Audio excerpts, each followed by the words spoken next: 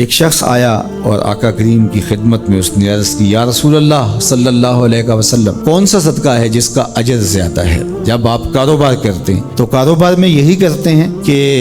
میں انویسٹمنٹ وہاں کروں جہاں نفع زیادہ آئے، تو یہ بھی اللہ سے تجارت ہے، ایسی تجارت جس میں نقصان نہیں ہے۔ نقصان تو یہ طے ہے نہیں ہوگا، لیکن نفع زیادہ آئے یہ تو آرزو ہو سکتی ہے تجارت کرنے والے کی۔ تو اس نے حضور کی خدمت میں آ کے سوال کیا، فرمایا کہ بہترین صدقہ وہ ہے اجر کے اعتبار سے، فضل و شرف کے اعتبار سے، اس حالت کے اندر کہ جب تو تندرست ہو، صحیح ہو، اور تجھے مال کی ضرورت اور حاجت اور لالچ بھی ہو، اور تجھے یہ دھڑکا بھی ہو کہ اگر میں نے خرچ کر دیا تو میرا کیا بنے گا، خرچ کر دیا تو میں کہیں فقیر نہ ہو جاؤں، حالات ایسے چل رہے ہو، کساد بازاری کا دور ہو، اور تجھے یہ ڈر ہے کہ اگر میں خرچ کیا تو میں خود بھی تو فقیر ہو سکتا ہوں، اور تجھے اس پیسے سے جو تو خرچ کر رہا ہے نفع بخش کوئی کاروبار بھی مل سکتا ہے، اس سے تیرے رزق میں اور تیرے کاروبار میں اضافہ بھی ہو سکتا ہے، لیکن اس کے باوجود تو کرے، تو فرمایا یہ افضل صدقہ ہے۔ وَلَا تُمْهِلُ حَتَّى إِذَا بَلَغَتِ الْحُلْقُومَ قُلْتَ لِفُلَانٍ كَذَا وَلِفُلَانٍ كَذَا وَقَدْ كَانَ لِفُلَانٍ، نہ یہ کہ جب تیری سانس اکھڑ رہی ہو اور آخری ہچکیاں آ رہی ہوں اور سانس حلق کے قریب پہنچ گئی ہو، اور پھر تو کہے یہ میرا مال فلاں کو دے دینا، اتنا فلاں کو دے دینا، اتنا فلاں کو دے دینا۔ اللہ کے محبوب نے فرمایا تو نہ بھی کہتا تو یہ پھر بھی تیرا نہیں ہے، اب تو سب کو چھوڑ کے جا رہا ہے۔ تو بہترین صدقہ وہ ہے کہ جو اس حالت میں کیا جائے جب بندہ خود تندرست ہو، اس کو مال کی ضرورت ہو، اس مال سے عیش و عشرت کر سکتا ہو۔ عمومی طور پہ جوانی کے ایام کے اندر بندہ کہتا ہے یہ جوڑنے کا وقت ہے، حالانکہ اس وقت افضل صدقے کا وقت ہوتا ہے۔ خدا کی راہ میں خرچ کرو، خدا نے یہ نہیں کہا کہ سارا ہی خرچ کر دو، یہ تو کسی کو اعزاز ملتا ہے، یہ تو صدیق اکبر کا اعزاز ہے۔ حضور علیہ السلام کی خدمت میں ایک اور شخص بھی آئے اور انہوں نے بھی سارا مال دینا چاہا، تو آقا کریم نے فرمایا نہیں، سارا خرچ نہیں کرو، اپنے بچوں کے لیے بھی رکھ لو۔ یہ اعزاز صرف حضرت ابوبکر صدیق رضی اللہ تعالیٰ عنہ کو دیا۔ اللہ اکبر۔ کہا کہ میرے دیے ہوئے سے کچھ دو، اب تمہاری مرضی ہے، تم جتنا دے سکتے ہو۔ وہ جوانی میں جب تم صحیح ہو، تندرست ہو، اس وقت تم راہ خدا میں خرچ کرو۔ شہیہن، تمہیں خود لالچ ہو، انسان کہتا ہے کہ اب میں پیسے جوڑوں گا تو جوڑتے جوڑتے جوڑتے میں بہت جو ہے وہ بہتری کی طرف چلا جاؤں گا، لیکن صدقے کو ان حالات کے اندر بھی ترک نہ کرے۔ تیسرا، تخش الفقرہ، کہ تمہیں فقر کا اندیشہ ہو کہ اگر میں نے دیا تو آج کل جو حالات ہیں تو میں خود کہیں فقیر نہ ہو جاؤں، لیکن امتحان یہی ہے جب ضرورت کو محسوس کرو، تمہیں خود فقر کا ڈر بھی ہو، پھر بھی راہ خدا میں خرچ کرو،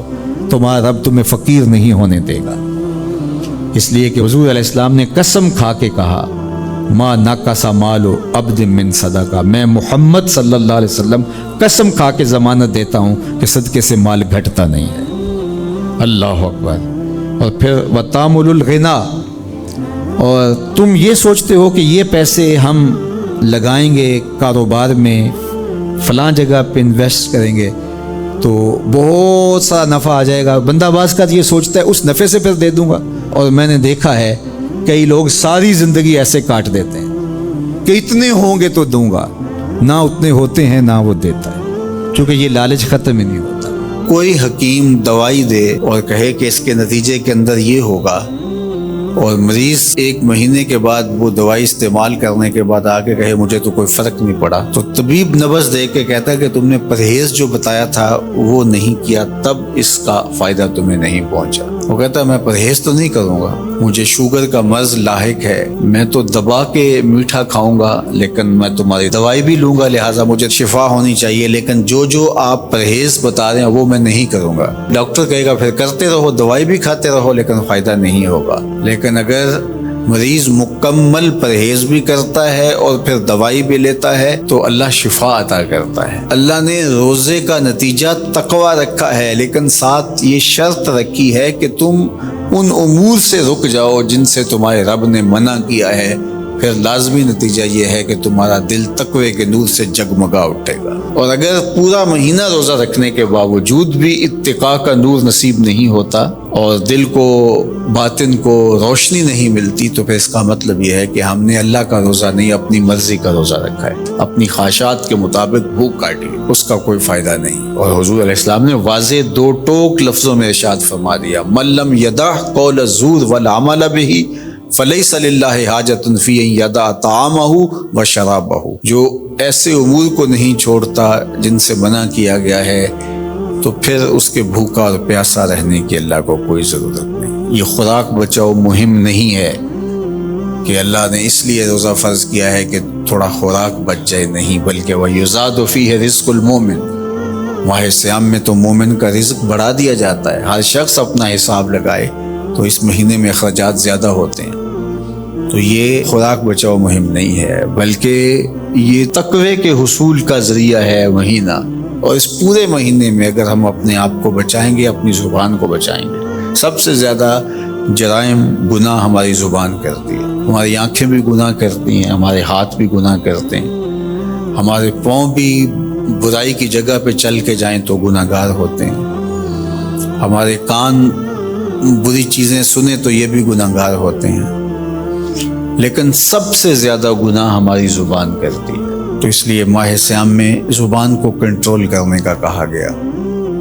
آقا کریم نے فرمایا جب تم سے کوئی الجھنا چاہے اور تم روزے سے ہو تو اسے کہو میں روزہ رکھا ہوا ہے، نہیں تم سے کوئی زیادتی بھی کرنا چاہے تم اس سے الجھو نہ اور کہو انی امرؤ صائم، میں روزہ رکھا ہوا۔ تو روزے کے اندر تو آپ اپنی زبان کو بچاتے ہیں اس احساس کے ساتھ کہ میں روزے سے ہوں۔ یہ احساس جب جڑا ہوتا ہے کہ میں روزے سے ہوں تو کلی بھی احتیاط سے کی جاتی ہے نا، کوئی قطع حلق سے نیچے نہ ٹپک جائے۔ جب آپ روزے سے ہوں اور یہ احساس آپ کے ساتھ جڑا ہوا ہوتا ہے تو آپ امور میں احتیاط کرتے ہیں کہ میرے روزے کو نقصان نہ پہنچ جائے۔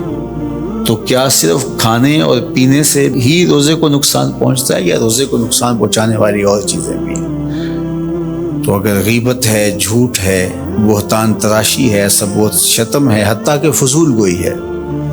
تو یہ چیزیں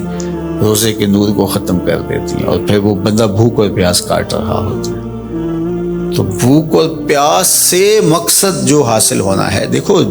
میں نے ابن عاشور کے حوالے سے کہا کہ